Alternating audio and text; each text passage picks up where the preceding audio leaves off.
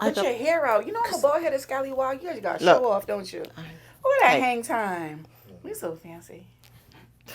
I'm here today with the wonderful Quatia Osorio from Rhode Island, and I am deeply honored because Q got on a plane and came all the way down to Florida to spend some time with me here in Orlando at the Easy Access Clinic, at the birth center, and to experience the Commonsense childbirth thing in person. In person.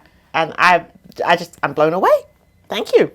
Thank you for even being available and taking me and creating this complete change-making, revolutionary system of common sense. Well, thank you for being willing to follow. I know you're moving your Urban Perinatal Education Center, UPEC, into bigger and brighter things already. You've only had it 5 minutes, it seems, and look at you. Today is our anniversary. Oh my goodness. It's our birthday. It's our founding birthday. Yeah, 222. Oh. Yay. Wow. I know. Look what you did. No, look what you did. That's, I know. That's deep and important. It is and deep. we need to mark these kinds of historical points. Well, look how historical it is. Of all places I would be, I'm at the Easy Access Clinic in Florida. I didn't even know. I didn't even realize. See? Wow. See how monumentous you are. Oh. All right. So, Q. Yes, ma'am. Of all the people, all the years I've done the work in the United States, and especially the activism work and trying to move into building out this movement, of all the people I've worked with, let you win the prize for being the most amazing, as well as crazy, as well as passionate. I think that's the word for you. The passion just blows me away. And it's like, I think about how hard this work is and how sometimes overwhelming it is and how easy it is to get burnt out, but you never ever show up that way. No. Why? We can't. Well, see, that's the thing. We can't. We can show up for ourselves in ways that are serving. And I think for me, it was when I first became a doula, I just wanted to reach one person. I didn't set out to change the masses. Right. Create policy. Follow your very well created, designed, and thought out blueprint of everything that you've done. So, I mean, let's give kudos to you. You made my job a lot easier because I didn't have to figure it out, right? Like, that was the best part. I didn't have to figure it out. It was already done. I just had to adapt it. But yeah, for me, it was, I'm doing this for my great-grandchildren. And I'm not going to do all of it. I'm here to pave part of the way. Right. And so I may not get us as far as I was thinking I would, but I've gotten far enough that for who comes after me, they don't have to have it as hard. And that was the reason for the doula bill too. I didn't want anyone to have to pay for gas with quarters. I didn't want people to do what I had to do. That's it. Yeah. And so that's what keeps you going is it's not about you. When you know you're part of a community or you know you're here to leave legacy, you don't think about you. Well, you know, when you came to Rhode Island, you know, and I was fangirling. That was 2019 or something? Yes, it 2018? was. Yeah, it was a It while. was like 2018. And you came and, you know, I had my private moment with you. You know, I was trying to play it real cool, but I was, inside I was screaming out. But like the way you just showed up was, you showed up as like, this is what it is. And this has been my experience. And I love everyone enough, but I especially love the generation coming after to tell you what not to do. And I think a lot of times people will let us just go on the trajectory, but they don't give us the warnings or they don't bring in that loving guidance to be like, okay, I know you want to go right, but you're not, which is exactly what you told me. You're not going to do that. You're going to go left. And it wasn't in any way to harm me. It wasn't in any way to discourage me. It was in every way to be like, this is the way that you want to do it. And even with me being stubborn and being like, well, you know, maybe she was wrong a little bit.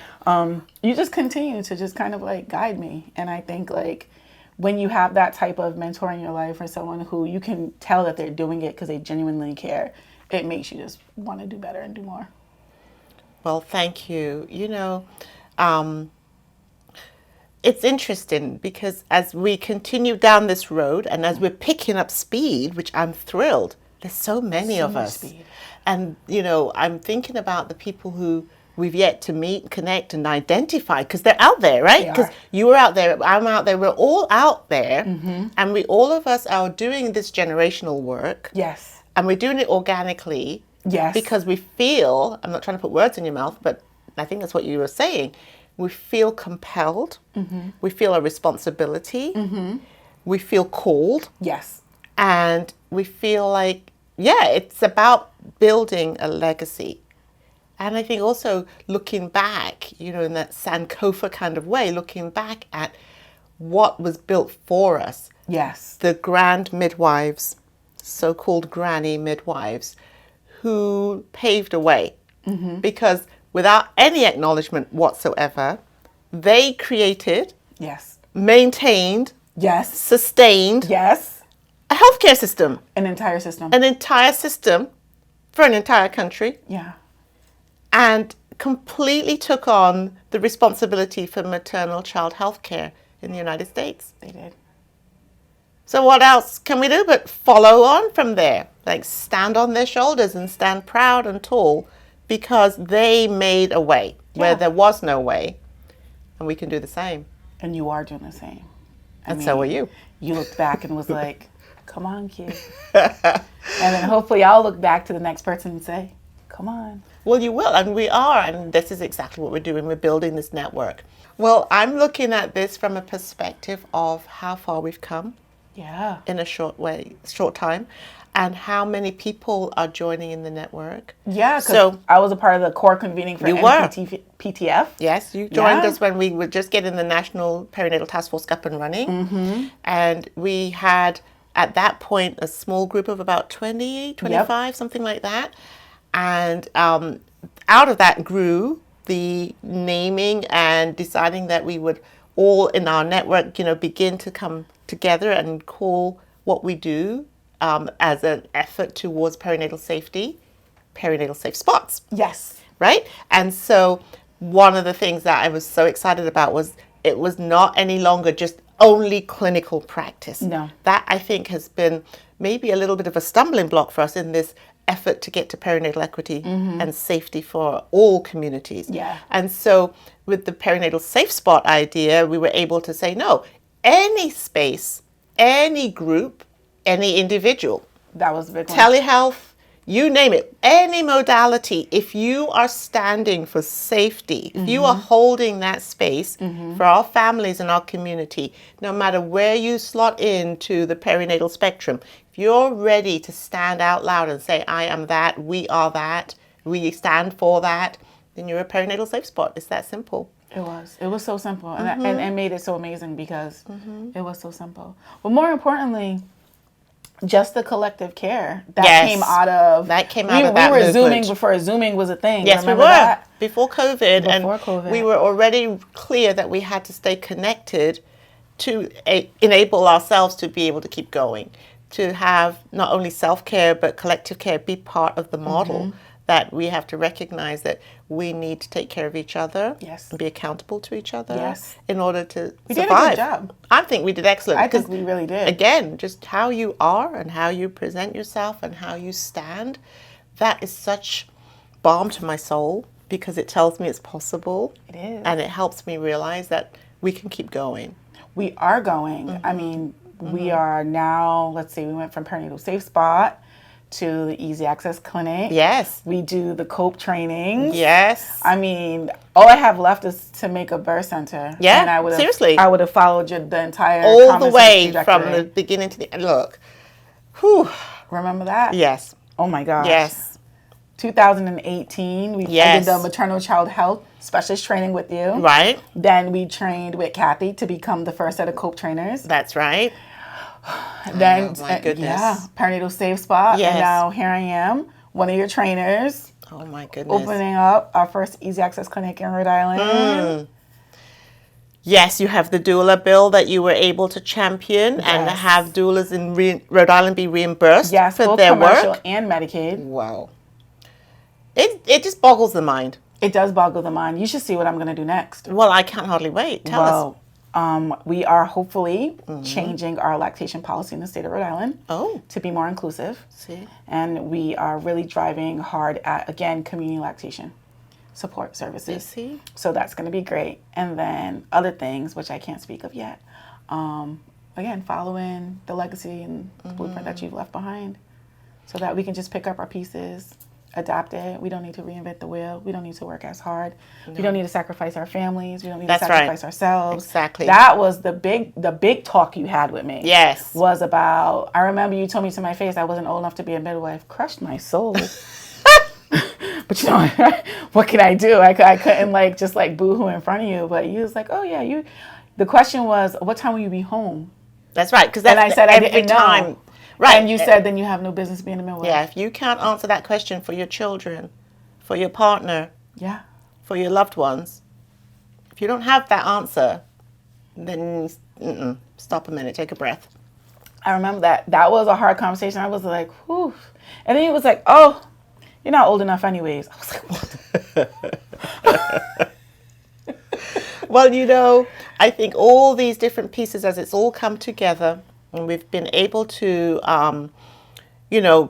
start this movement or restart this movement, because it's always been a movement, because we've always had to fight for our communities. We have continuously. And I think that was the wisdom in which you offered me was, it wasn't really about my age. It was about how midwifery grows, right? You have to apprentice, you have to be a student, you have to learn before you can move into the position of being the teacher, which in this case would be the midwife. And if we look at the history of grand midwifery, you start off as the doula, then the birth assistant, then the midwife assistant, and then eventually, that's right, at the ripe age of 60, you get to be a midwife. But I do feel as though that was what made it so beautiful, was that impartation of wisdom that you were given so early. And it really wasn't about age, right? The age wasn't it. It was really about, if you are creating a family, that's right, you don't need to sacrifice your family for community. That's right. And you can have both and you can do both. And I think for me, that's what the Ease Access Clinic is. I can be a midwife and 9 to 5. I could still be home. Nothing wrong with being in your own bed. Nothing wrong with being in your own bed. Nothing wrong with that. So we have, for the National Perinatal Task Force, our work is basically building a movement to birth a more just and loving world. Yes. That's our main work. We do that through collective care. Oh, yeah. We do that through collective leadership. Yes, we do. And we do it through workforce development.